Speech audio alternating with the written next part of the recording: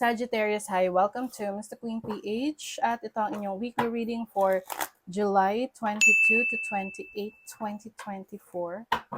If you are interested in private readings, meron tayong link sa description at sa pinned comment. Paka-check nyo lang yung info kung paano mag-book for a private reading. So let's see, Sag, what's coming to you this week. July 22 to 28, overall energy. You have the King of Cups. This is a very loving person. Very emotionally sensitive. So, pwedeng kadil ninyo is isang water sign, Cancer, Scorpio, Pisces. Okay? Or maaring ikaw mismo, mas nagiging sensitive ka sa needs ng iyong mahal sa buhay. Oo, yung tipong hindi na kailangang sabihin sa'yo na, uy, I need this. Alam mo na yung needs nila. And you're there to support them. Your challenge is the Three of Cups. Yung iba pwedeng may challenging situation with a friend. Oo. Pwedeng meron kang masabi na ma-offend yung kaibigan mo or vice versa. May masabi yung friend mo na ma-offend ka. Diba? Your opportunity, the King of Pentacles. Whoa. So this is about financial stability. I see you na mas nagiging focus sa future mo, especially in your finances. Gusto mo ngayon na maging financially stable. Iba sa inyo may opportunity kayo for a major position, role sa trabaho mo, sa career, sa business. Leadership role. Your blessing is, wow, 10 of Cups, happiness, happy family, fulfillment in your wishes. Maring meron kang wish na matutupad. So, pwedeng ito ay kung nagwi-wish ka na ma-promote ka sa trabaho or mabigyan ka ng recognition or salary increase, yan. Yan ay maibibigay na sa'yo. And some of you, as a blessing, you will spend more time with your family. Pwedeng makapagbakasyon kayo, finally. Your money, career, finances is the Moon, the Ace of Wands, and the Queen of Pentacles. Okay, so maaring yung iba sa inyo, meron kayong matutuklasan na earning opportunities. Meron siyang potential na maging money-making machine. Diba? Oo. So, pwedeng kayo ay may bagong project, bagong trabaho, bagong career, bagong business na ipupursue. This is based on your instinct na naisip mo, uy, mukhang maganda to, let's go. You will also be assisted by someone. May tutulong sa'yo just in case you need some assistance. Parang ito'y gumugulo sa isip mo ngayon. Example, gusto mong magnegosyo, tapos hindi ka na makatulog, kakaisip niya na gusto ko talaga itong negosyo na to, gusto kong simulan, gusto kong gawin, or project, gusto ko talagang maging content creator, paano ko sisimulan? So, I feel like you just need to take action, no? Ace of Wands is about action. Dahil ito this will bring you money, abundance, prosperity. Okay? So, sa love life, your love life. Love life ng mga Sag. You have the Justice card, so pwedeng you're dealing with a Libra. Okay. I'm seeing separation dito. Pero I think itong separation na to is a mutual agreement, no? Ito yung tipong hindi naman madrama. Kumbaga, mag-uusap kayo na, okay, ayoko na, it's time to end this relationship, ganon. Hindi naman siya messy. It's not a messy type of ending. It seems na pareho kayo aware na itong relationship na to is not going to work. Okay? So, maaring magkakaroon din ng settlement dito, especially if this is divorce or annulment, no? So, may pag-uusap na paano kayo maghahati sa inyong mga ari-arian. Wow, yaman.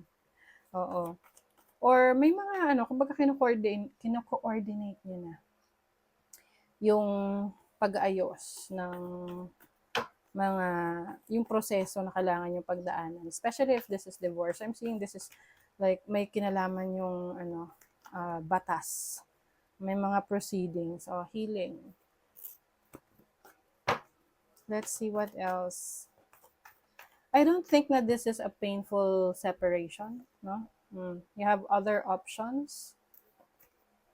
Pwedeng yung mga pananaw nyo sa buhay, hindi kayo pareho, no? Kumbaga, meron kang gustong i-pursue na hindi niya gusto, or ikaw, or siya may gusto siyang i-pursue na hindi mo gusto. So, mas marami kang options ngayon. At least may choice, 'di ba? Kasi ang hirap, napaka-stressful ng isang relationship na isa lang yung gustong kumalas, yung isa ayaw, 'di ba? So, I think that this is a mutual agreement for you. You have the Sun in Capricorn in the 10th house. Alam nyo, ang dami nyong ma-achieve. Especially ngayong week na to moving forward. So, yung iba sa inyo, mas focus kayo sa inyong career, kaperahan. Uy, may opportunity rin yung iba sa inyo to meet new people, new connection. Oo. Lalo na kung kasi ito flirtation lang naman siya. Kumbaga, pwedeng the moment na maging malaya ka na sa situation mo, especially if you are in a relationship or you are in the process of separation, may hindi ka mawawalan ng admirer. Meron at meron dyan na lalapit, magpaparamdam. But be careful lang. You have Mercury in the 6th house. Oo. Maging maingat lang sa mga taong papapasukin mo sa buhay mo kasi hindi lahat yan maganda yung intention sa'yo. You have Moon in Capricorn in the 10th house. So some of you Sagittarius, ang mangunguna sa inyong priorities ay ang inyong career, yung inyong kaperahan, yung negosyo ninyo. I feel like you will be focusing on working very hard. At dahil dyan, marami kang ma-achieve. Marami kang reasons to celebrate. Okay? Maraming reasons to celebrate. You have mice. Uy, pay attention sa may kinalaman to sa pera, merong robber, magnanakaw. Parang ang bigat ng word na magnanakaw. So, be careful sa mga sa mga valuables mo. Ingatan, no? Kumbaga, huwag kang maging burara. Napakalat-kalat yung gamit mo kasi baka may kumuha. So, meron ditong energy ng isang masculine, no? Can be a very important person in your life right now. Oh. I think, meron siyang, may magpapakilig sa'yo, no? Especially if you are a feminine. Or can be someone, magpapakilig sa'yo. Maaring itong person na to ay very, charming. Oo. You have the stars. You are shining. I think meron ka talagang certain achievement ngayong week na to na magpapasaya sa'yo.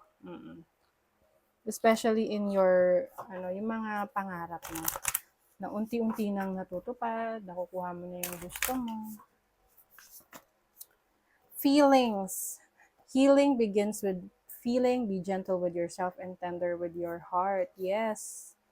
Oo, don't be too hard on yourself. Nagkakamali tayo, di ba?